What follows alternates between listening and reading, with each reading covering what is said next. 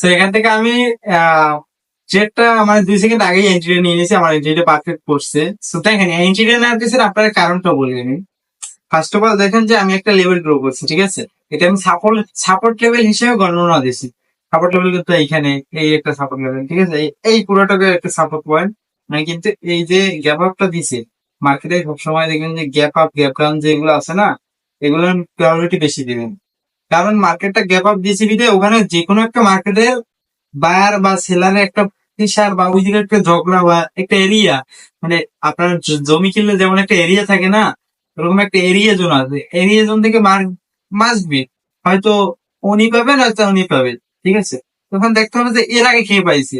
এর আগে দলিলে আপনি দলিল করলে 3-4 বার ই হয়, মনে করেন 3-4 বার আর কি এটা নিয়ে আমি জানি 3-4 জায়গা থেকে, ঠিক আছে?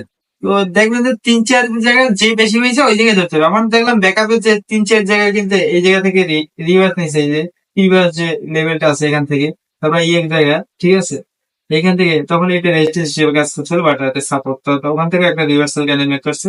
দেন এখানে যখন আসছে আমি শিওর হইলাম, কনফার্মেশন যে মার্কেটটা এখান থেকে যেহেতু আসছে, মার্কেট সবসময় জিকে টাইপের চলে, মানে আর কি মার্কেট কখনো এক সাইডে চলে না, মার্কেট এইভাবেই চলতে থাকে সবসময়।